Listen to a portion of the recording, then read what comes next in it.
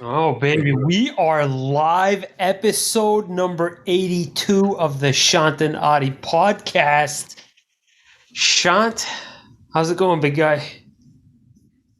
It's going good, man. I'm glad we finally found some time that we could kind of do this weekly again, right? Super excited. We got a really good episode because we're going to talk about kind of what's the topic? How to find. Listen, first and foremost, I just want to preface everything before we get started with the fact that we have a shared file that we bounce ideas off of each other. Shant wrote an idea of, this could be a podcast topic of what things are you looking for in a potential partner or a girlfriend, knowing what you know now. And I guess because Shant's not looking for a potential partner or anything like that, what makes his relationship so successful with Bettie? What traits and what qualities Shant truly from the bottom of his heart appreciates about Bettie? Again, Shant had this idea to talk about this. Yeah, because I think, yeah, yeah, because he's like, yeah, let's talk about this so I can find a girl. No, it wasn't anything like that. No, I wanted to But talk my about answer, business-related stuff, so yeah, my answer is going to shock, I think, everyone because I talked about this with Betty the other night because I wanted to like get her input, and our answer is going to shock you because you don't know the answer. And kind of talking about this with, running 18 businesses like you do and trying to find time to, I'm sure it's a challenge. So I want to hear a little bit about that too. But before we do, man, I know you want to talk about something, but about your workout, but yesterday was the first day that I went super heavy lifting since I had COVID because I had to get some ramp up time. let's go, baby. So super pumped about that. What'd you do? What'd you hit yesterday? Oh, It was back day. quick shout out to Okay. one of our fans. She's also been doing some weightlifting, some diet adjustments and stuff like that. One of the things, I'm not saying what she found particularly interesting listening to our episode last week was the fact that I now am eating more calories and losing more weight, and how nerve-wracking it is to be eating more calories in order to lose weight. So just wanted to just real quick before you dive into your workout yesterday to No, it's like, is she like starting to get into it? Like, has she been working out for a while, like trying to lose, gain? What's she trying to, what's the deal? Some sort of, I think she was more just in need of some professional macro adjustments for her goal. I'm sure our professional advice helped her a lot. As did for me. I got a trainer and no, I mean like our professional advice to her. I mean, yeah, everyone, if you guys listened to last episode, just remember we are not trainers. We are not dietitians. Is that the right word? Yeah, dietitian, maybe. Dietitians, nutritionist, doctor, physician, scientist. We are none of the above. But we have this thing called Google. Yeah, we listened to a couple podcasts besides the Shant and Ari podcast. Tell me about your workout yesterday. What did you hit? No, I hit back. It was super. Like I try to really crush it. Yes, like just demolish my back. What exercises did you do? Pull downs and then lat pull downs, rows, couple different rows. I did a couple different workouts, some pull ups. Pull up game was a little weak yesterday, right? How many you get? Like 5, 6. Yeah, but you're pulling up fucking 200 and what? 20.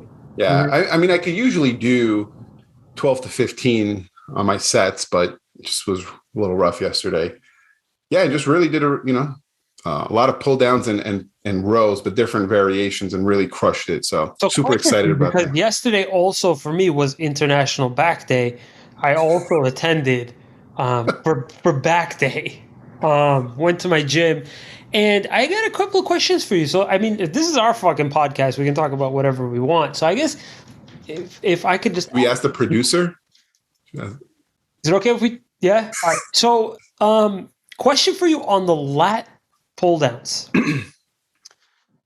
What sort of variations have you been doing? Because I find it very, very interesting, the different grips that one can use. Actually, yesterday, so I have 3 different gym memberships. Don't know why.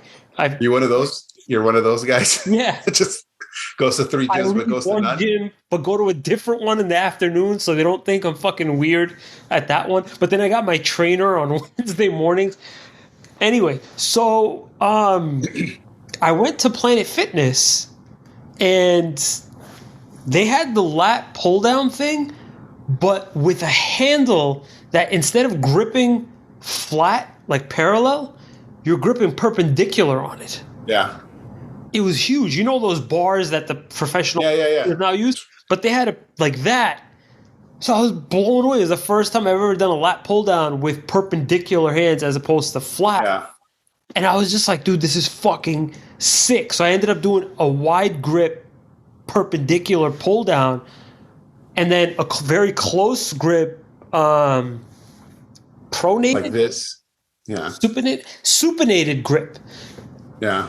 What was your grip like? I did the regular. I did some of these. And then I did standing kind of. It's just, yeah, I mean, there's so many different variations. And I think it's good to mix it up, right? Because if you just do the regular pull down, you're just going to work that same muscle over and over and over. So you want to mix it up. So I think that's good that you did that. Did you do the bench rows? Yeah. How many back exercises do you go through? I did 5 yesterday. 5 heavy exercises. How many sets? How many reps? Tell me a little bit. 3 to 4. Depends if it's like a good one, I'll go 4. If it's one I just want to get through, it's 3, right? Has it always been like that? I mean, sometimes I have my actual, like, I've sent you that one workout thing spreadsheet that I had that you got to follow. But regularly, I go 3 to 4, depending. And depending if it's like a similar exercise I'm going to do later, I'll do 3, right? A different type of pull down. So I'll do 3 and then 3, so it really depends, man. I am no expert at this. My friend, Nick Manoy, I think he used to listen. I was talking to him today because there's this guy on Joe Rogan that was on Knees Over Toes guy. That's his name, Knees Over Toes. And he talks about doing a lot of exercises. The sled? No. The sled that you push, the people push the sleds. Oh, my bad. Yeah. So he does the. Yeah, so this is not a back workout, but he does the reverse, and it's supposed to be the best for your knees, and he does it every day. So he does back. No, it's not for back; it's for legs. But it's for legs. I don't know why I came up with that right now, but it's his Knees Over Toes guy, and if you do the reverse backwards sled, pulling it instead of pushing it, it's supposed to be really good for your knees and keep your knees in good health. Supposedly. Oh shit. So, yeah, I know this is a workout podcast, but what were you going to say about? Man, this is our life podcast. What do you mean? And we do work out a lot, so yeah, I've been on like 7 days straight the past couple months now, man. Actually, right now, what I'm trying to work on. How many times a week do you think you're going to work out each body part? Do you think you'll do back again a second time this week? No, okay. So basically, the experts say that you should be doing no more than about 15 to 20 sets per muscle group per week for the most optimal hypertrophy. Now, if your goals are a little bit different, you're trying to do strength and whatnot, it's a different story. But they say 15 to 20. Bro, you could hit 15 to 20 sets in an hour if you really tried. So it's really easy to overwork. Right now, these are all the exercises that I'm trying to hit for the week. And I'm trying to divide it up so that I hit all muscle groups 3 times a week, but with fewer sets. So if I go to the gym for chest, tries, and some legs, I'm only doing 2 exercises of each thing. But I'm doing different exercises every single time I go. And basically what this is doing is, obviously it's hitting at different angles, less damage, and quicker to repair with more volume. Yeah. What I was doing and what I'm doing now is because I'm doing 4 days a week now, right? So I'm doing back one day, chest one day, and legs twice. Shit. But to your point, you said you don't want to do more than 15 to 20 each muscle, but like I'll do one day quads, one day hamstring, butts. Right, that's different leg muscle.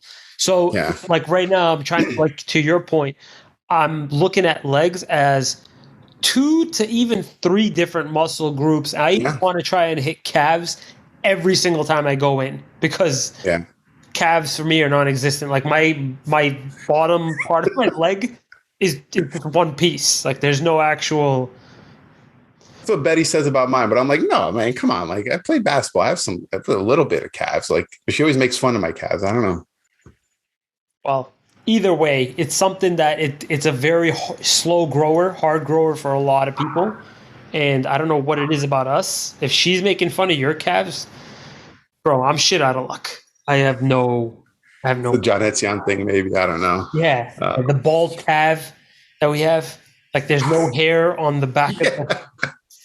Hair everywhere else, just that one spot missing. Mine too. It's crazy. It's just our family. It's fucked up weird shit. So anyway, I'm in the middle of designing a 3x per week split, where it's just you bang out a few different sets of a few different exercises, but it's different each and every time you go, as opposed to doing fucking 10 exercises every time you hit chest.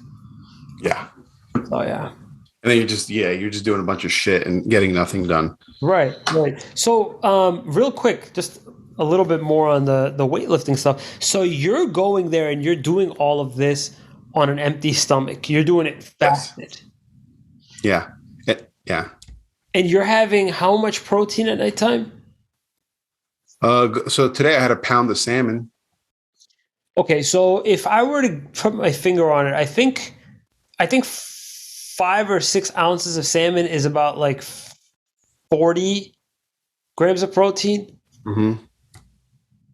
So if you got a pound, I mean, roughly speaking here, you're talking about 120 grams of protein? My concern is, Shant, with an OMAD, the reason why I don't do OMAD or intermittent fasting or anything like that is I'm trying to maximize as much as I can muscle growth throughout the day. Like you're already a little bit ahead of me genetically. Your body composition, etc. You probably already got some muscle memory also. So I guess the name of the game for you is really just retention and gradual. And the OMAD thing for me, 1 meal a day for people listening who didn't listen last week, it's a convenience thing, man. It's a lifestyle choice. It's a convenience thing. It's not for, it's going to make my workouts better or this. And I'm not really tracking or doing like measuring, I got to eat this. I just eat one good meal. Like today I had salmon, a bunch of asparagus, broccoli, and avocado. That's it. Man, powerhouse. We should have an episode. I think we have it on the planner. We should have an episode of what we're eating exactly and how to plan out sort of what to order at a restaurant. We should just eat like on the podcast, like bring my meal. Listen, if you want me to hear you fucking making some eating noises, I'm all for it. But I was just we were out for my and Kevor Urfalyan's birthday on Saturday. Oh, happy birthday, by the way. Thank you. 34 years old. Still a fucking little baby. Anyway, so we're out at dinner, and I was this close to ordering the filet, just a filet mignon, because I knew it would just be clean. I wouldn't really have to worry too much about too much fat, heavy protein source. The sides we ordered were fucking a disaster. Disaster. Like fucking lobster mac and cheese. We ordered fucking truffle. Yeah, I love that. Yeah, I love that. It was a fucking mess. And they brought out some like ridiculously good tasting cake. Like we were like, all right, let's order one of this, one of this, one of this. Yeah. They brought this out, and I'm like, bring out 3 more. Just bring out fucking 3 more. Everybody attacked. So it was a mess. However, I had done enough work that day and was planning to do more work the next day. I even went for a 3-mile run. I don't know if you saw my Instagram story. I've been running 3 miles, every day since then. Not because I'm trying to work anything off, but like legit, I've got so much fucking juice Wow. that I'm just go right now. So much fucking testosterone built up. Literally, I could plow my head into a wall, and I think like I'd be good. You should get your testosterone levels checked out. I did, Just to but the see. doctor for some reason didn't send them to me. He didn't have them uploaded. He said you're good. I'm like, what does that mean? Yeah, you're good. You're good. Yeah, so like I see, I love eating filet mignon, like steak and stuff, but like doctors all say it's not good for you, man. Like red meat, you got to stay away from it. I don't know. Well, how much are we talking about? How much red meat is too much red meat? Let's talk about this. What makes you comfortable about it? He said, I was like, so can I eat it once a week? Once, like, what's going on? He's like, just when you're out to celebrate. I'm like, celebrate what? Can I celebrate every night? I could celebrate something. Okay, so hear me out on this because I also subscribe to the fact that heart disease is a very, very real thing. And Especially in our family. in our family, heart disease is, and I shouldn't be one to talk because I typically only eat lean sources of protein. Not that I don't enjoy a steak when I'm out, etc. But lately I've been finding that meat gets a pretty bad reputation as a whole. As a whole, red meat gets a pretty bad reputation for a variety of reasons. I feel like it's okay to be consuming lean red meat. I feel like the real problem is the red meat that we actually are eating. Like we are actually eating fatty cuts of kebab. The cuts that we use for kebab aren't that great. We make the ground beef, the rima or the lule kebab with fatty meat. It's usually 85 or like 80-20, depending on, if they fucking mix some lamb into it too, like just lamb. Yeah, we love lamb. Yep. So if we're talking about red meat as a whole, I don't feel like it should be demonized. I feel like the cuts that our family and a lot of other Armenians are actually eating are the reason behind red meat's bad reputation. With that being said, I have heard there are some amazing benefits to be had by consuming red meat on a frequent basis. The vitamins that are in them, the amount of protein, the ability to ignite mTOR, as in being able to spark human growth hormone via via the protein source. The protein source has a big role in what hormones your muscles are signaling. Your body is signaling to grow the muscle, as in you're not going to be able to grow the same amount of muscle from, instead of consuming 8 ounces of protein or 6 ounces of protein coming from a cow versus lentils. So I'm just red meat is, I've always had this drilled down that red meat is bad. It's not that bad. No, I mean it's just, and everything in moderation, right? It is what it is, man. I mean, you could go down a rabbit hole on anything. Anything could be bad. Anything could be good. It's just listen to your body, I think. How much salmon are you having a week? Once a week. Is it because you don't like it as much? No, I love salmon. Because of that also has some sort of implication in terms of like health. No, like one day I eat salmon. One day I eat chicken breast. One day I eat chicken thighs. Mm-hmm. One day I'll eat steak, and then maybe shrimp, or I'll double up on a chicken, and that's 5 days. And during the weekend, I'll probably eat out or something. My mom eats salmon twice a week. Okay. And I'm not talking about a little bit of salmon. Like she has, God bless her, it's fucking big ass chunk of salmon for her at least. And I noticed that she does pretty well. Like she's not too fat. Yeah. She's not too thick. No, your mom's good. Yeah. Yeah, she does pretty well with salmon, and I feel like even salmon, the mercury and the fat content, I feel like it's a fucking powerhouse food, man. It's a great thing, man. Salmon is. Like at least once a week, dude. You're doing great. I don't eat it once a week. I don't have it. I have it. I get it when I go out though. Like I like to get it like a good place, a good restaurants. Like a nice salmon is good, man. Well, how do you do it? Do you do it in the oven or do you do it on the grill? I did it on the pan today. Betty was not happy. The whole house smells like salmon, but I'll sometimes grill, sometimes in the oven. Today was on the pan. Betty wasn't happy. Pro tip: if you do it on the grill, put it in some foil, pinch the top, leave the sides open. I think you know a thing or two about grilling. So yeah, I really enjoy grilling. I guess why don't we have a topic? Why don't we have a podcast about grilling one day, and I can tell you everything I know there is to know about grilling and whatnot. Anyway, diving in. Yeah, let's go into pissing off Betty and diving into our topic. Sorry for that long rant on health and fitness. No, man, you guys, tell me you guys aren't fired up that we're talking about this shit. From two out of shape guys that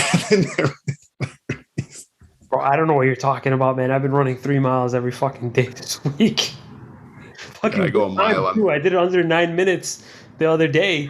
That's good. Yeah, it was good. It was good shit. Rafi probably pushes you. Rafi was going slow because of an ankle injury. Because he's a soccer player, man. He's probably in sick shape. So he's in great shape. Yeah. So how this topic came up, right? Talking about,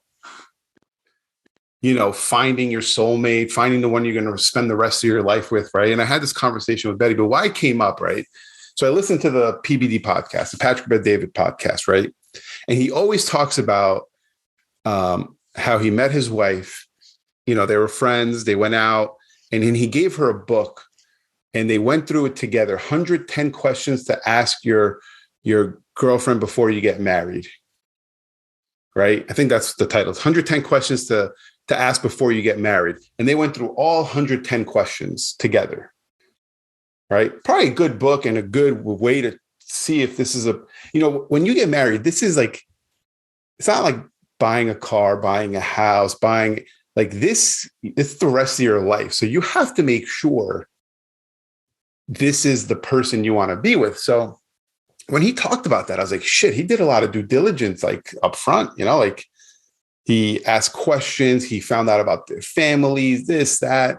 And then I asked myself, I'm like, shit, what was I thinking? Not in a negative way, but what was my thought process before getting married to Betty?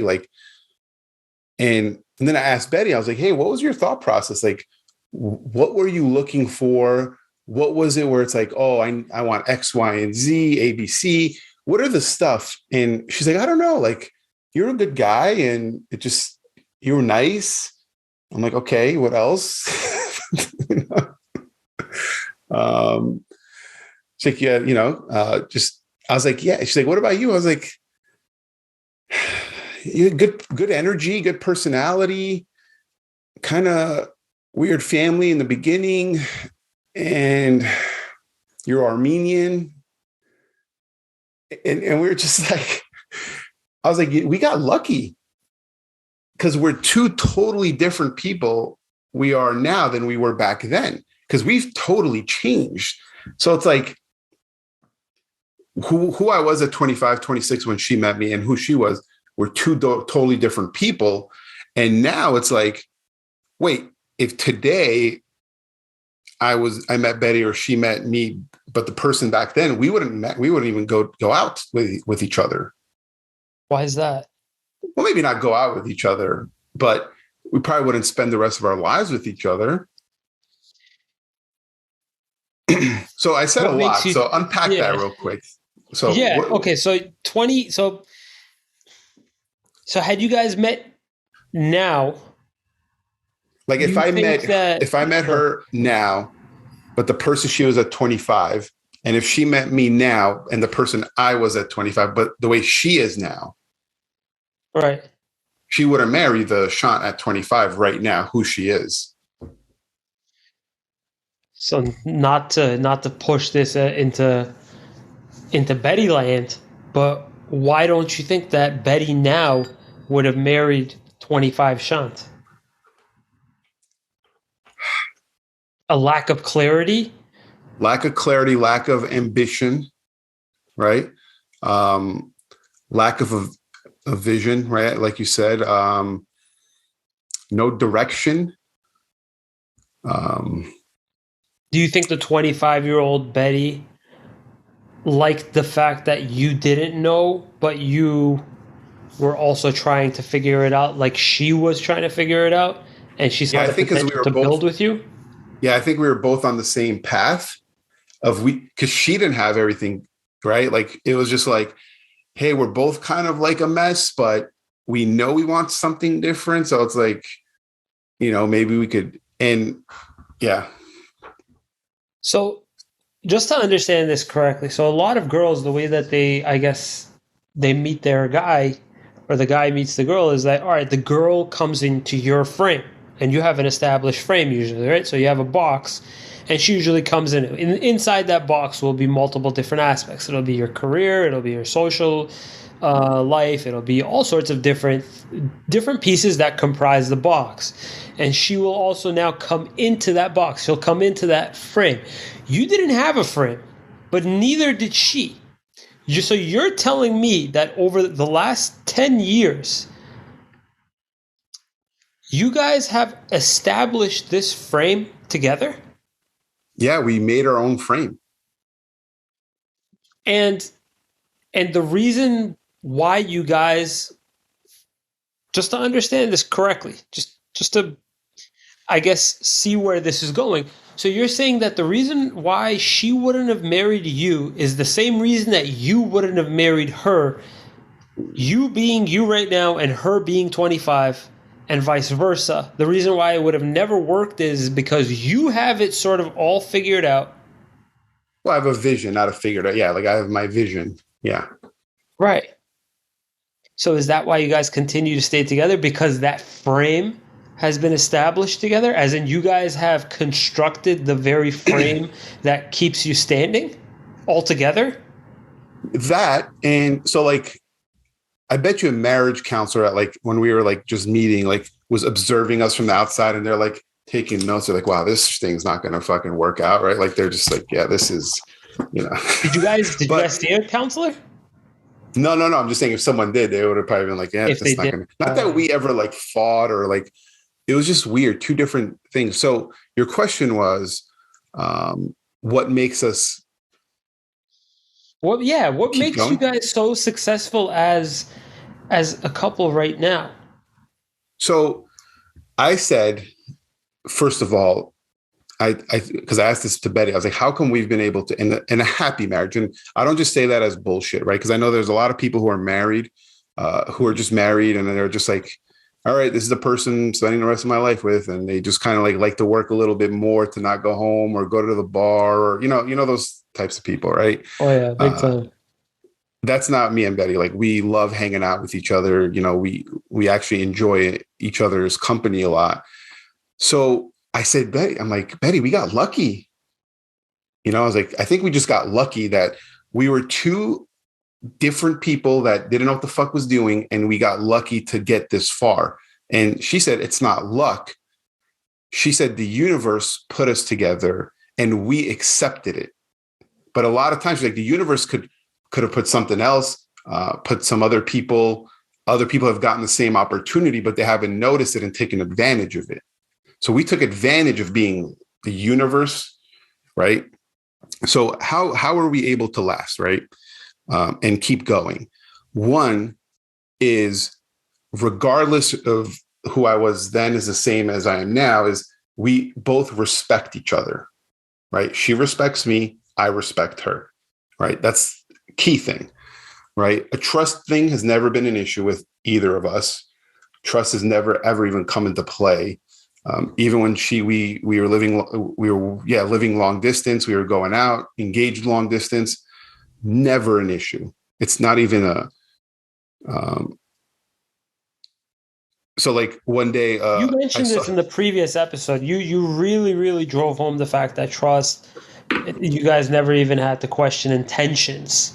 Yeah, because we're both the type of people that just trust.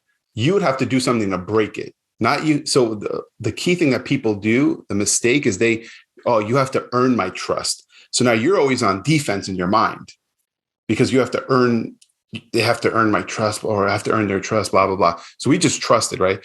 Like a couple of years ago or a year ago, you get those spam Facebook messages.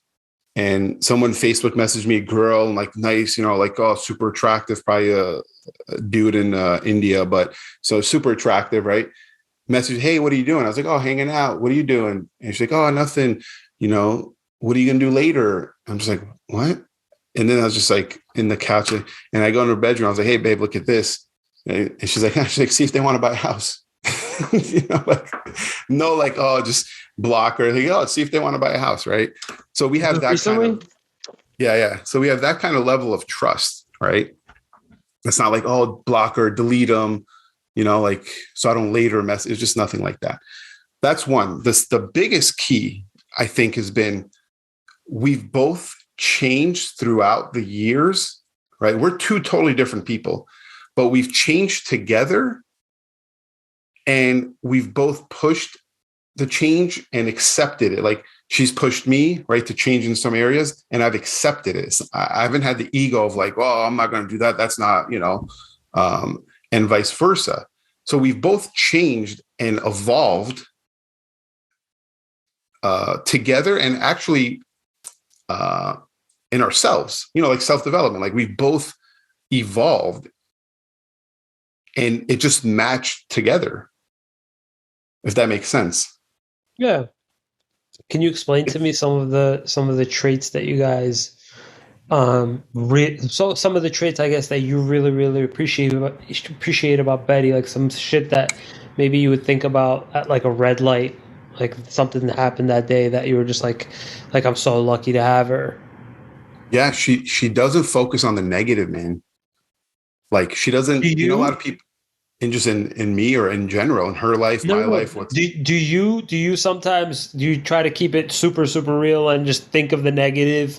Like, is that you, or have you not been like that in a long time? I used to more. I've gotten a lot better, from just seeing her. So like, for instance, like when she had her brain tumor, Yep.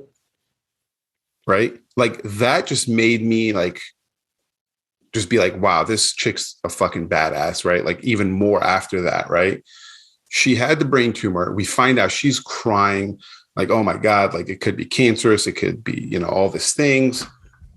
They have to operate on it right away. She's scared. And I'm just like, okay, what do we got to do? Blah, blah, blah. Because my analytical brain comes out and I'm just trying to solve it. She was like crying. Okay. Next day, she's fine. And I'm like, hey, we got to, like start telling people. She's like, I don't want to tell people. She's like, it's fine. I was like, what do you mean? She's like, if we tell people, they're going to be like, oh my God, I'm so sorry and feel bad for us and be negative. Like, she's like, it's fine. We're going to do it. Take care of it. It was a rare tumor. And there's been a lot of bad, because she's had, she has a YouTube channel. She gets messages probably once a week from people who had the same surgery. Still to this day, like they still message her and they're like, oh my God, I can't believe like my husband had that same surgery. He was healthy. He died, or had this surgery, the same surgery. My wife went blind and she can't see and I haven't recovered. It's been 8 months. Betty was in ICU the day, after she had the surgery, in ICU, right? The next day she's walking around. People had the same surgery. They're like fucking suffering. She's walking around laughing, joking. What? And the doctor's like, what? Like, this is not normal. But it was her attitude, of just like positivity that got her through. Yeah. And that's what I've appreciated her. Like, she's been so positive and doesn't live in the negative and really complain. And so it's like, that's something that we've both, we've been through other shit trying to get pregnant. And we've been through all this stuff together. And it's like, we always look at the positive when we always are so grateful for being here. Right. And just for what we have. So we're both always in gratitude. We're not in negativity. So it's just like and we had to work because I was, I was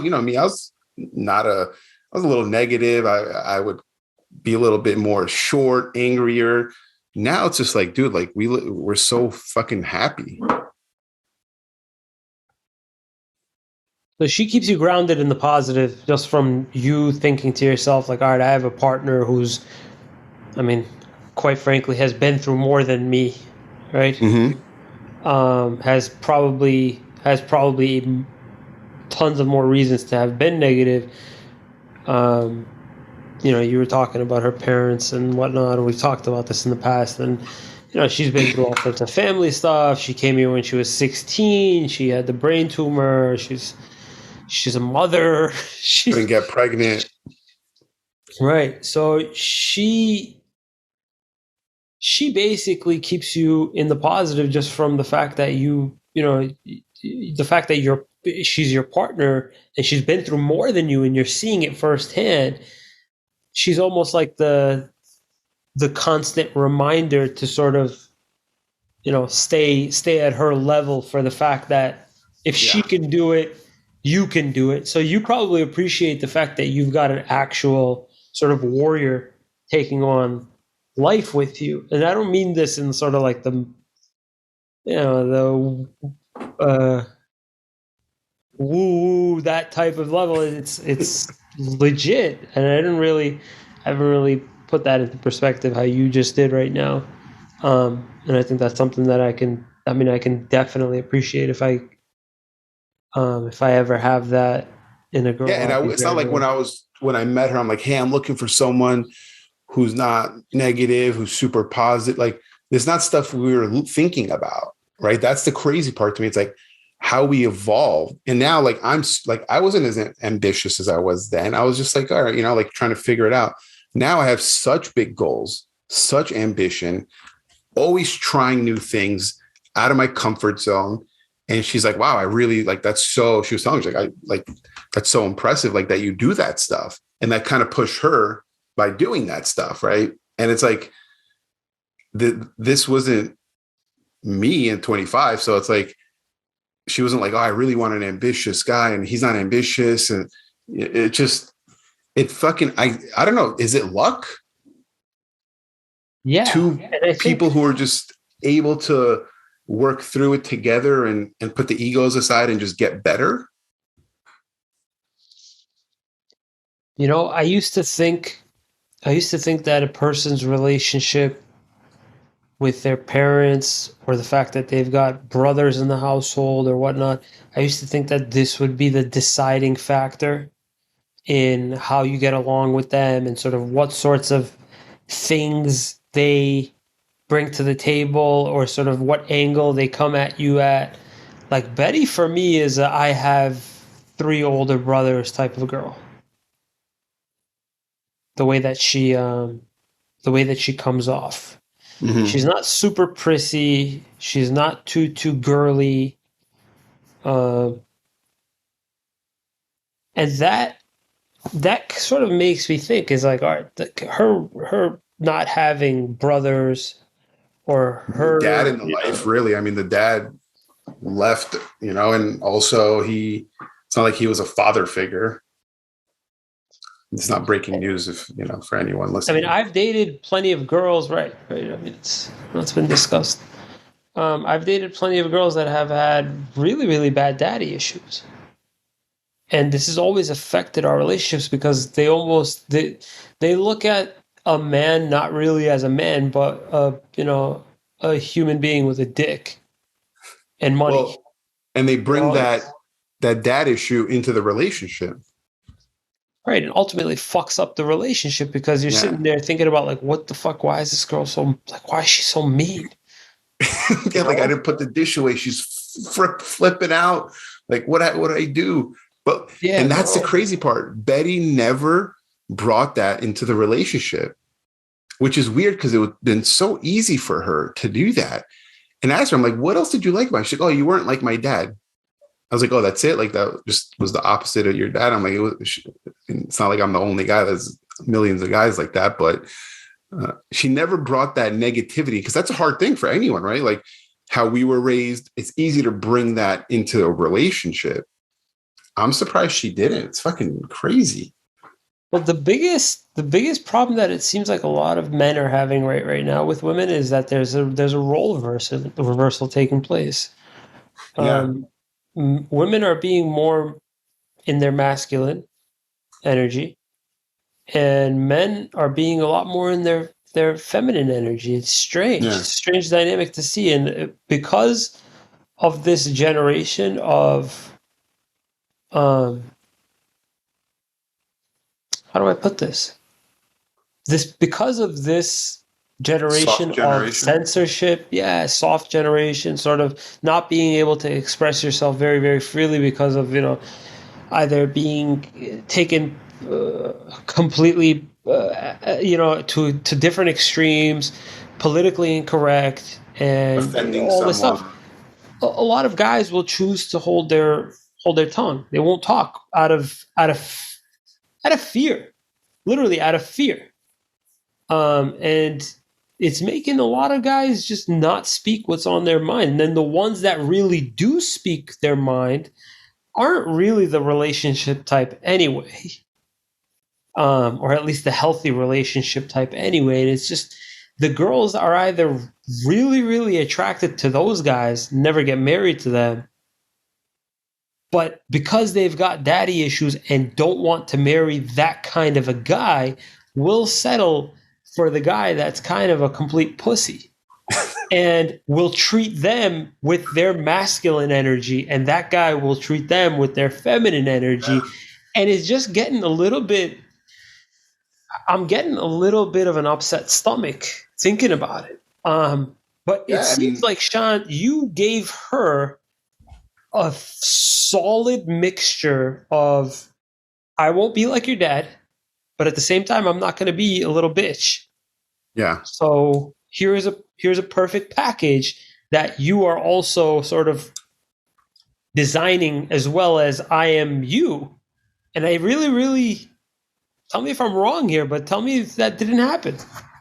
Yeah, and to be, transparent, like we make decisions together, right? It's not like um oh, I'm the man of the house, this is what we're going to do, define, like I make the money and this is what we're going to do, like this is how it's done, right? Like that shit is doesn't happen any, like I don't know if any relationship, unless it's fucked up, is really doing that. I think, in my opinion, we make our decisions together.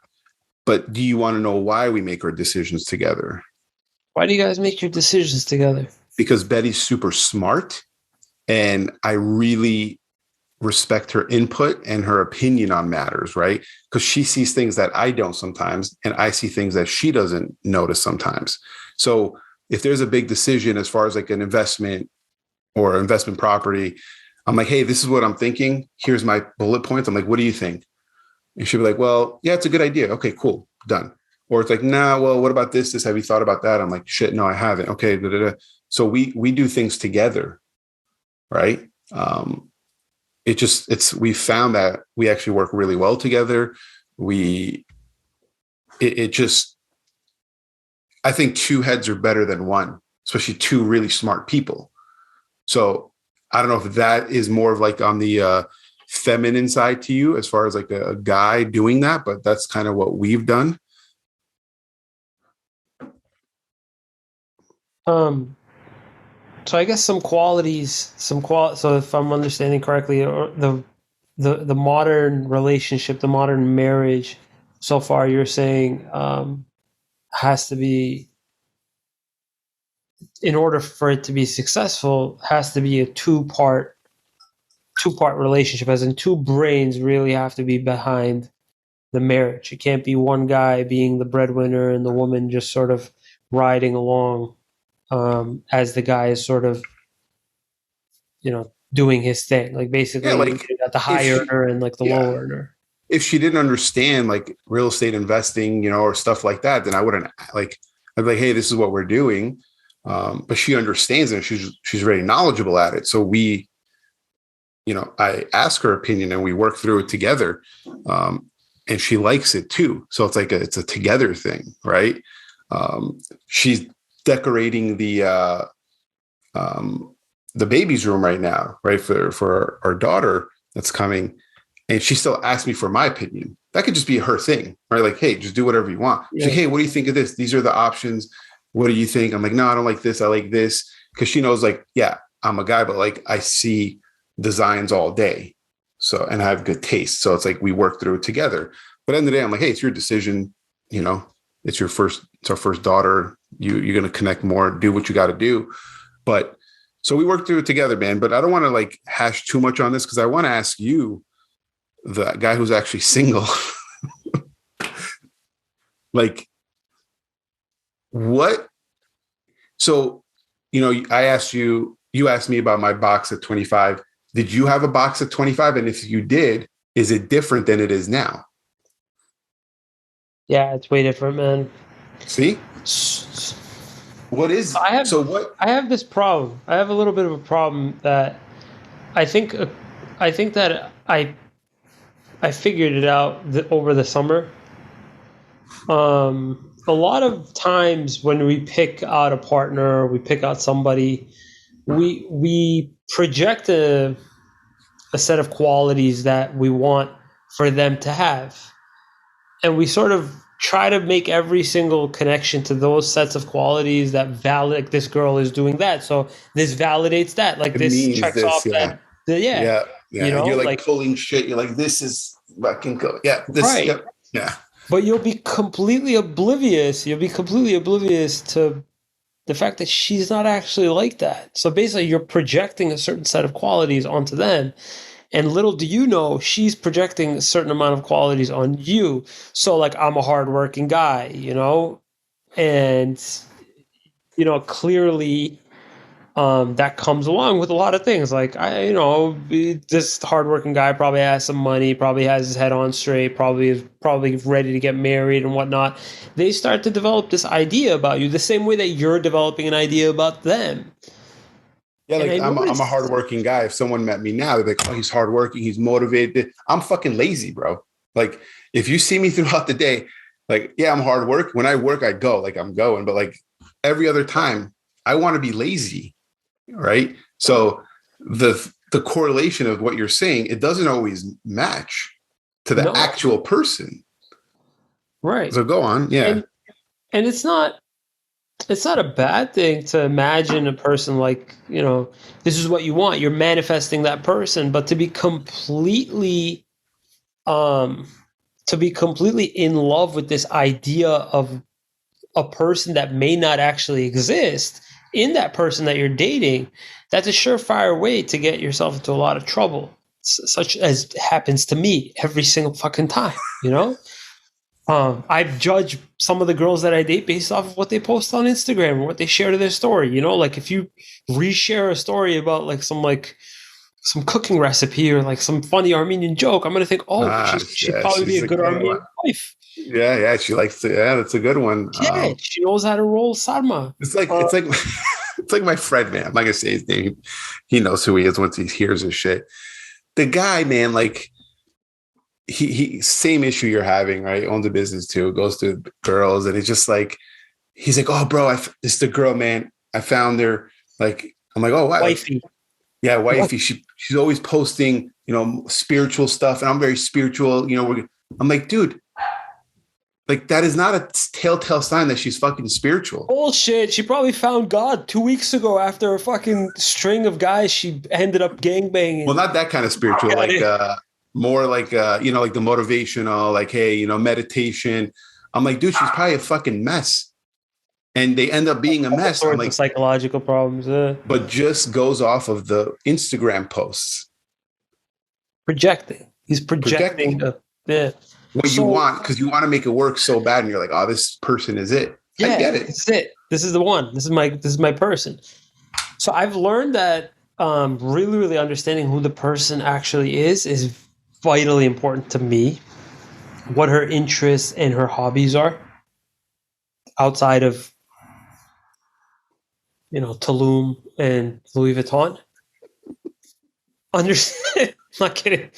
Understanding exactly what she likes. What does she like to do? Does she like to compose music? Is she a fan of music? Is she a fan of the arts? Is she into sports? Is she into working out? Is she into cars?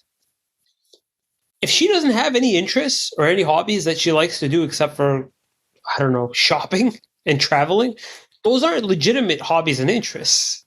Yeah, I I'm love to sorry. travel. Yeah, like, oh, I love to travel. Okay, you're not traveling every week. What else are you doing? Right. So Betty doesn't Doing have. espresso martinis. Oh, okay. I know the best place to get them. Great. So You Betty know, has no interest in sports.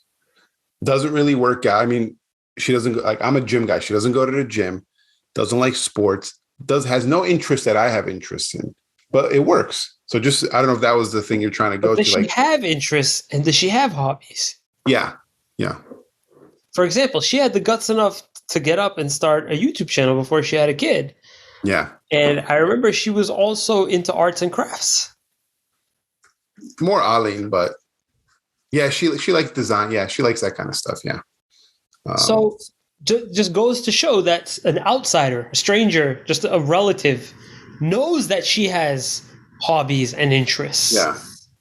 Um, these are very, very important things. If a woman doesn't have hobbies and interests, it worries me that on her free time, she's consuming shit that she's seeing online all the time.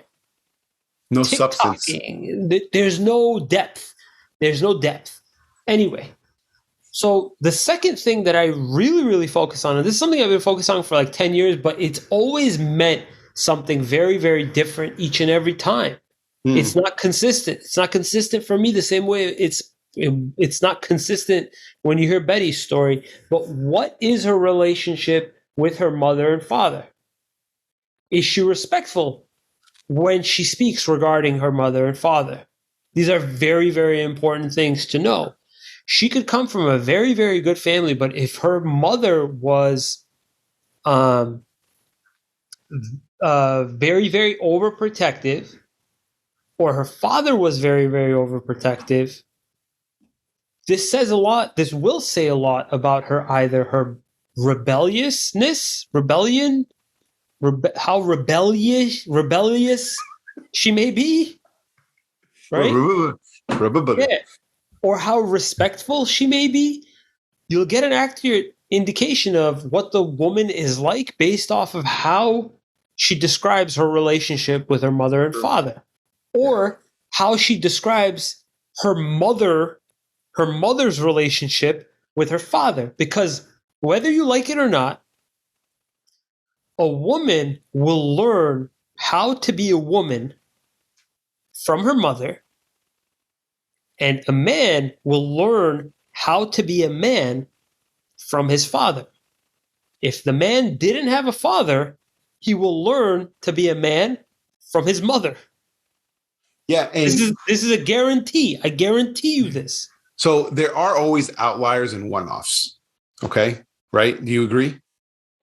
100%. She could have been brought up with movies. I don't know, but somebody had to bring her up, right? It's either a mother in a real No, life, like there is always outliers. Like people need to understand, like this is pretty much the norm, but just because their mother had a fucked up relationship with the father and they had a terrible relationship doesn't mean she's going to see how to be treated. Because like Betty's the perfect example of like her dad didn't treat her mom right and her mom took it. But Betty's not the type to bring that in and be like, well, it's okay for me to get treated like that. She has very high respect for herself. And she doesn't like project that I'm going to be treating her bad. So she has her guard up either. But these are like, so when you're marrying someone, and this is more now that I learn more about stuff than I did back then, you have to play your odds, right? It's a 50-50 chance. I think the divorce rate is 50%, right? So you have to stack the odds in your favor that this is going to work out, right? So you can't just look for, oh, well, you know, most women who have bad relationship with their dads turn out fucked up, but she could be the one. The odds are not with you. You already have 50% of failure rate. So you have to try to stack the deck in your favor. So I think it's good that you have these and not just hoping for the outlier perfect girl. Mm-hmm. Continue. Sorry. So I said it. I said it from the start too. It's not set in stone, and I'm still trying to figure it out. I've been trying to figure out for the last 10 years what the exact correlations are, but it seems as though girls, when they have a bad relationship with their fathers, um, or sorry, I shouldn't say that too much. When they witness a bad relationship between their mother and fathers, tend to be very, very critical about the man up front. Obviously, if they get married to them, they must know who the man is and what their character is like. But they are hypercritical of the person, to the point where they also start to project on you, on the man, as in they think that you're either one way or another based off of how they feel.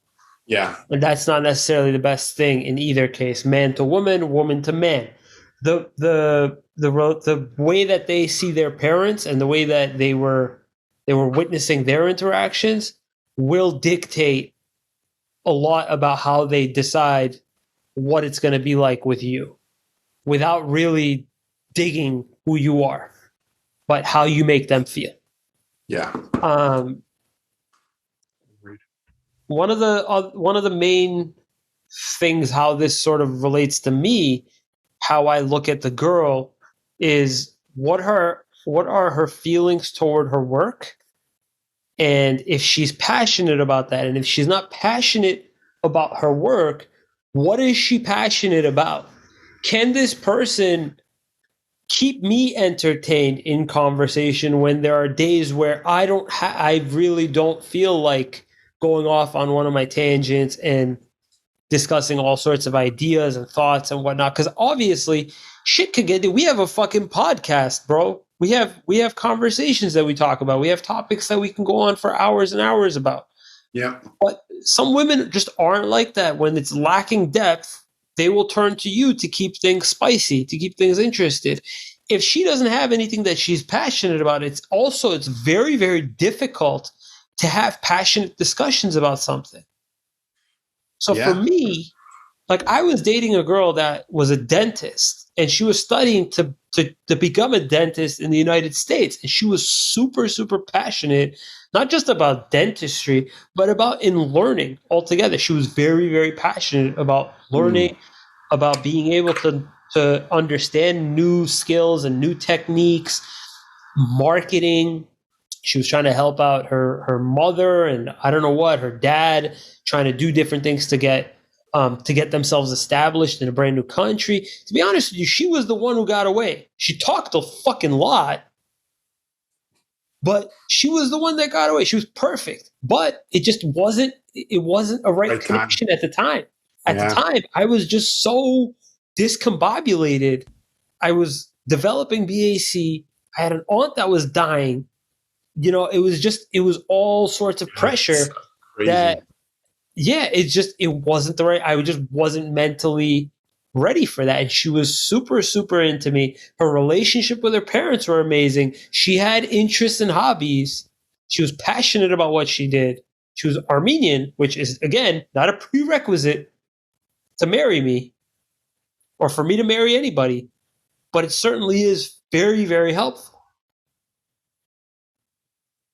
Number 4 and number 5. The fourth thing and the fifth thing that I look out for are very, very, very critical for any man. I think you could sort of agree on this one. Does she support what you do from top to bottom? Even if you were a drug dealer, and that was the only way that this was going to put food on the table, and she knows damn well that you could get in trouble and go to jail for some time. Is she supportive of the fact that you're doing whatever it takes to do? I don't mean drug dealer. Just say like something garbage man, whatever. But whatever you could possibly be doing, however ugly, however glamorous, however it seems, is she supportive of that, or is she just there for the ride? Yeah, man. That's a big one, dude. Because I know, like for me, Betty's been like, it started off bad. Getting real estate, not making money, and she was supportive. That could have Super gotten important. ugly very, very quickly, dude. Yeah, it could have been like, hey, maybe it's time for you to quit and just do something else. And that's a really, dude, that's a big one because that could have changed everything. Because at that point, I have no money. I'm making no money. What am I supposed to say? No, like I'm going to keep doing this thing that's not making us money when we need to like pay bills and stuff. Could have been easy to be like, yeah, you know what? I'll just go get a job. We'll do this later. Right. Big, bro. You're right. The last one ties into this, and it's how does she handle the shitty days? Mm. You have one shitty day. We're not talking about like months and months. How is she handling months of shitty days? One shitty day where you might have said something kind of fucked up. Does she hold on to it for months? Does she keep it in the bank? Does she bring it? Say you had one shitty day and you do something a couple months later where you kind of piss her off again. And does that come out from 2 months ago? How does she handle those situations? Is she storing them as ammo against you? Mm.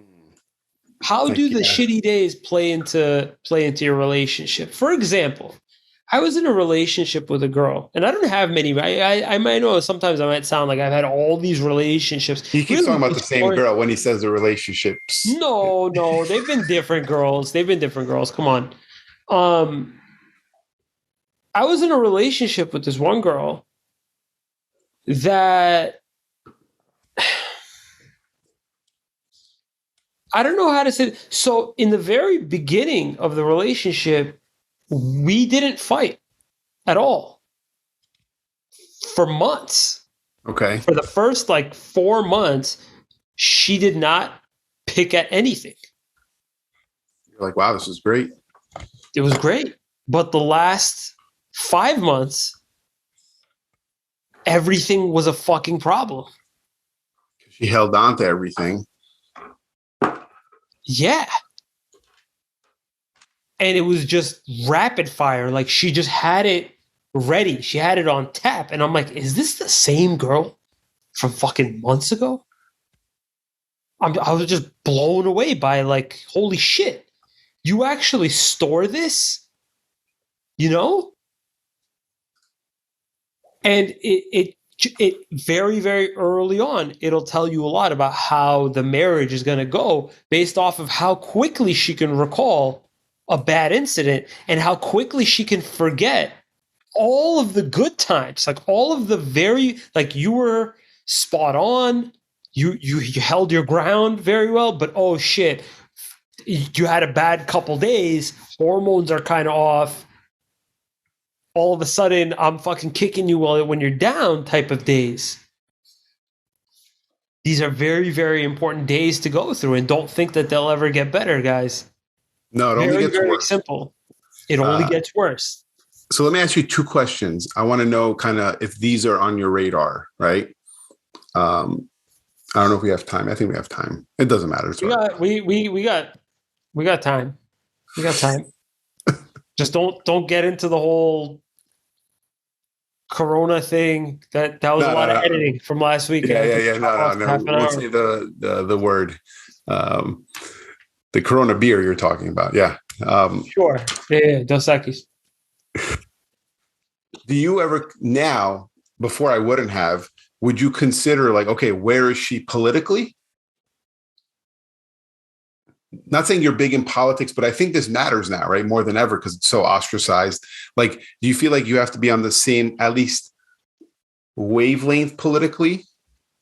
Because that means that's where she is wavelength politically is where her mind is at on certain issues and kind of her values and principles.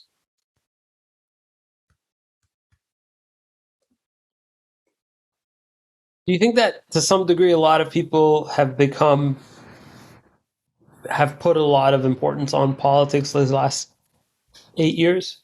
Yeah, 100%. Do you think that to some degree it doesn't say too much whether or not the person supports Biden or supports Trump right now? It Because doesn't, because that's gonna be gone, right? But I think the ideology of where they stand on issues matters, right? which issues in particular would you say matter a lot when gauging um sort of when you're trying to decide what's important for her to have a stance on or for him to have a stance on? What are some of the topics in particular? Are you talking more about, gun laws? Are you talking more about, birth control, abortion? Which issues do you think are important to bring to the table, to the date, if you will? So obviously, number one, less taxes, right? That's always not just kidding. Taxes, okay. Are you for or against taxes? Because if you're for taxes, it's not going to work out. Okay. So it would Uh, be helpful if the woman that you're dating was like a CPA or did some accounting work in yeah, the it just was past. against, like raising taxes, right? No. So like, let's just say, for instance, and not that I'm going to pick a side, right? The abortion thing, right? Some people are pro-life, some people are. I think you could pick any issue. So if she's pro-life or pro-choice, you're going to see her values, right? And then you're going to make a judgment like, okay, it's not the fact that the topic really matters, it's where she is as far as her values, right? For me, um, yeah, I guess it's not a huge deal, but I just know if you're too opposite, if you have a strong stance on it, on any particular issue, if you're too opposite, it's not going to work, right? It's just not like you're always going to be butting heads on some issues. So that's one. The other question I had was, so it seems like you don't really put too much weight on that. What about religion?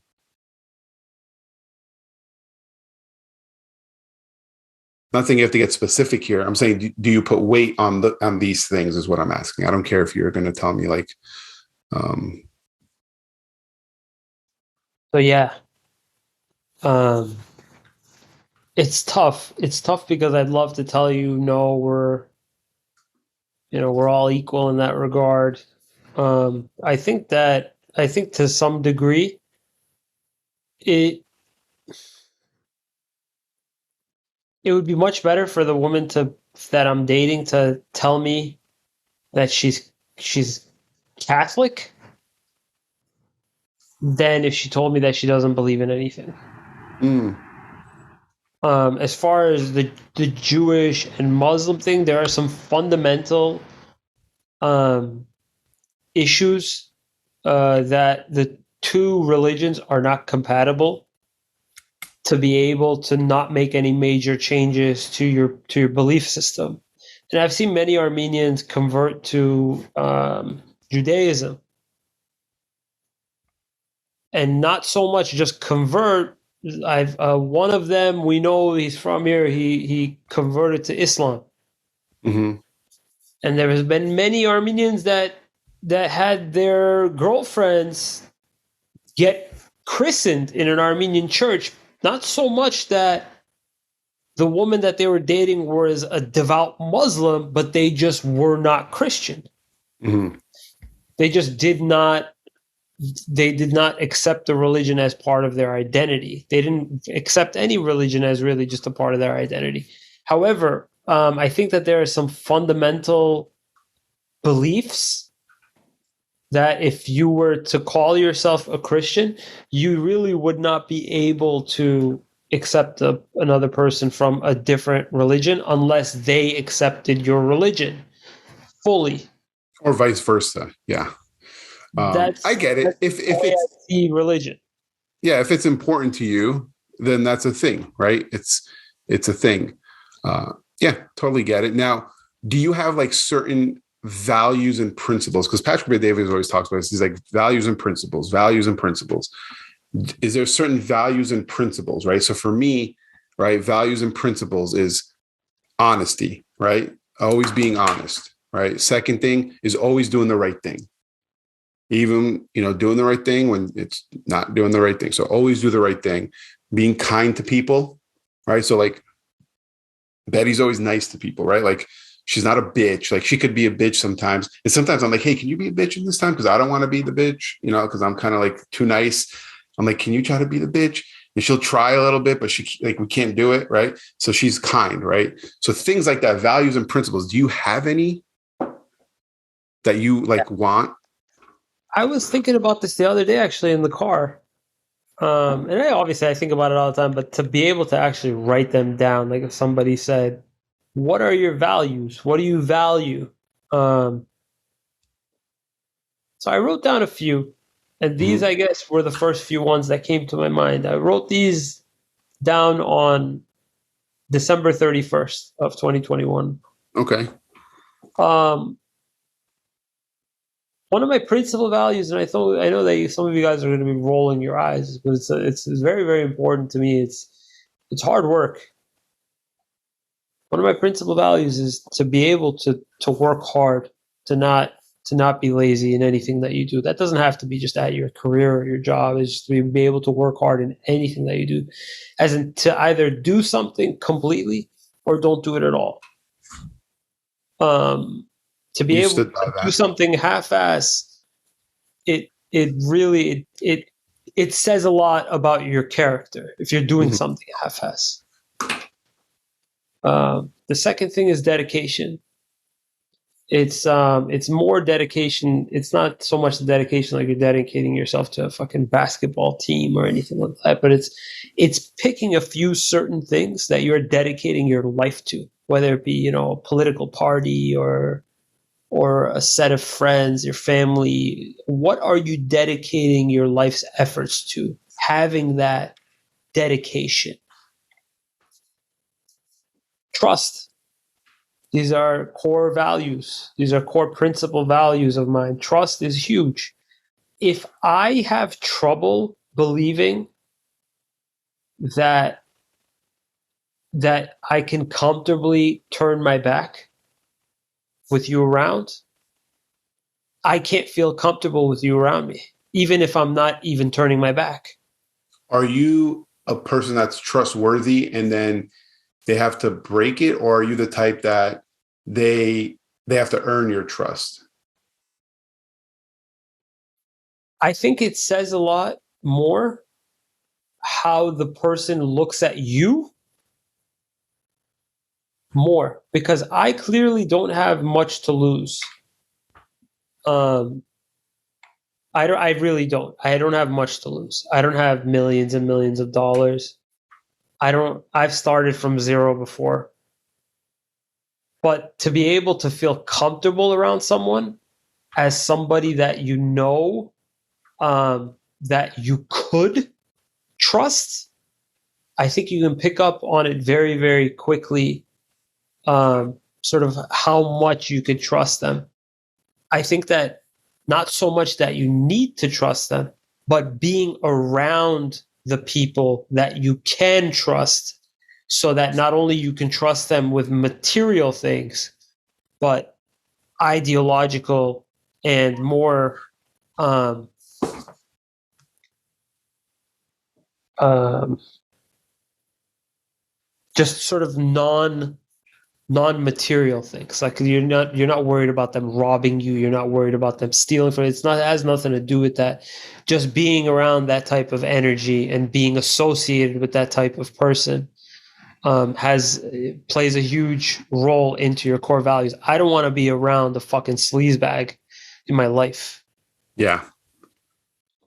Yeah, that makes sense. Any other core value? I'm sure you have others, but like the ones that you wrote down that you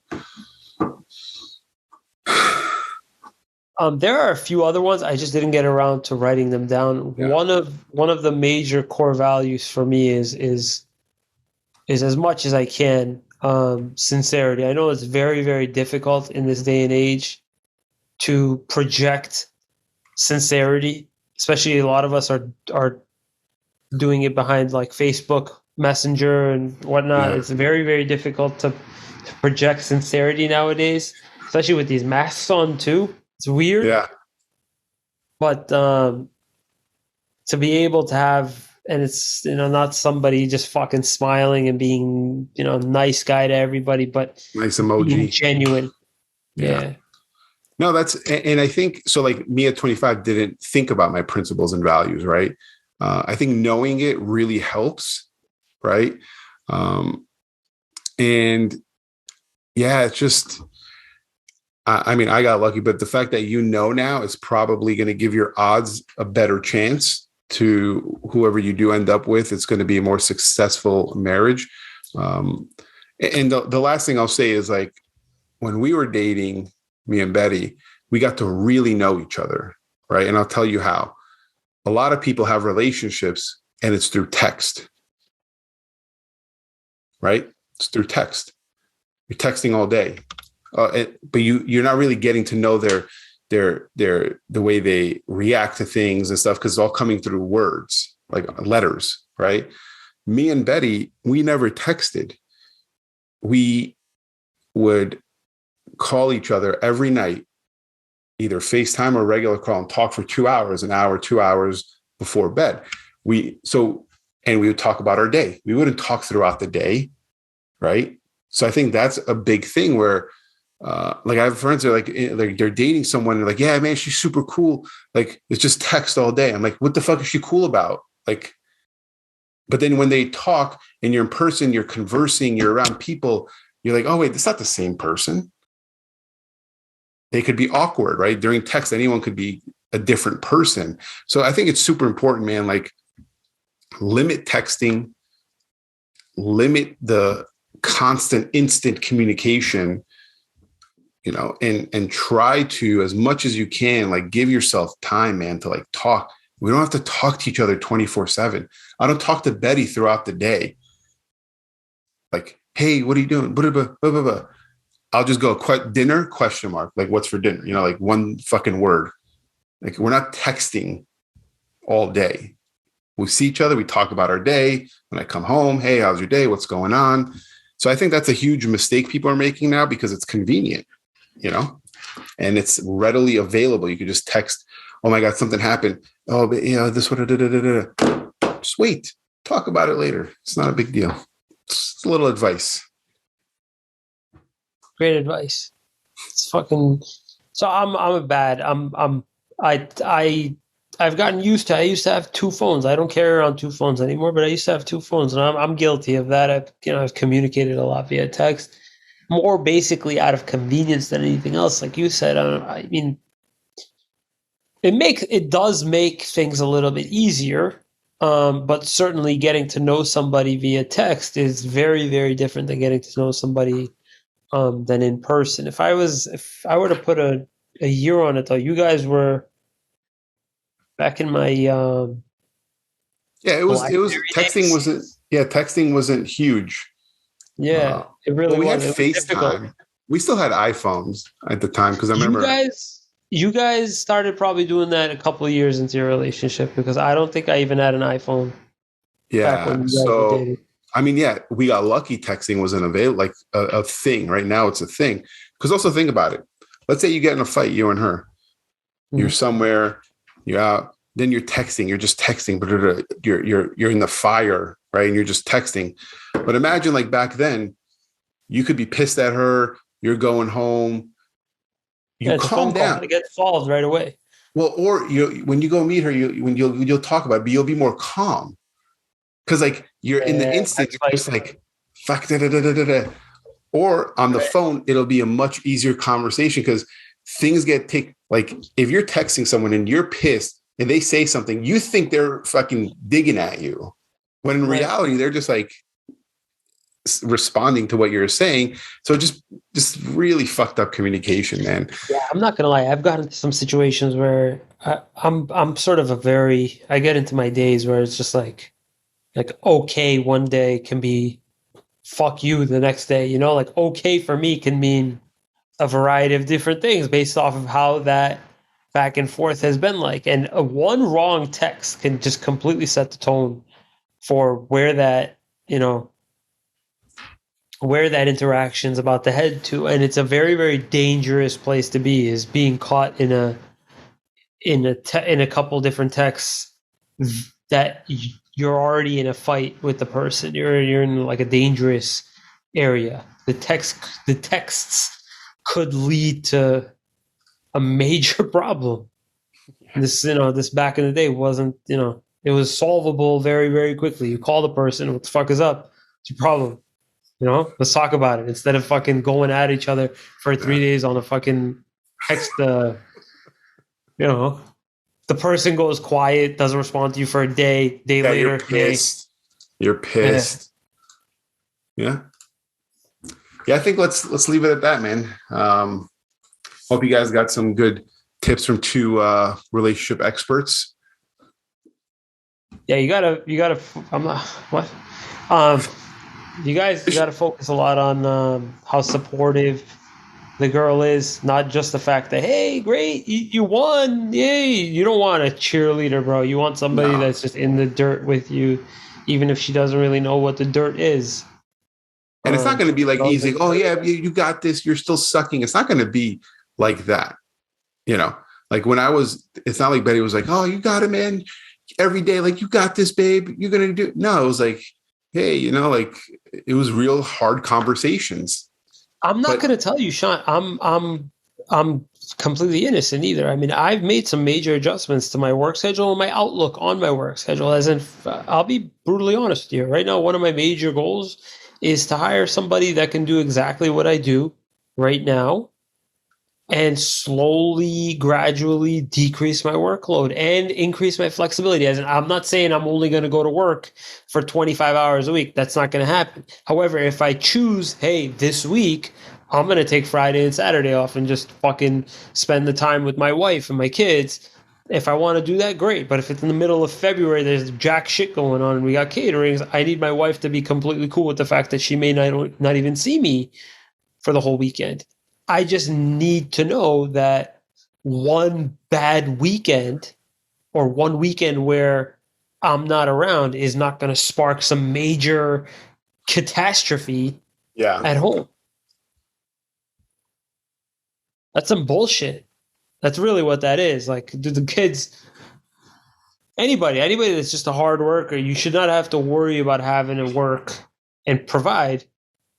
In fact, if you have to worry about that, get yourself out of that relationship or possibility of relationship immediately. Yes. Because that will result in you coming home to your wife getting plowed in your bed. Guarantee. All right. We'll leave it at that. Leave it at that. Great words of encouragement, Ari. Really appreciate it. You got anytime you want.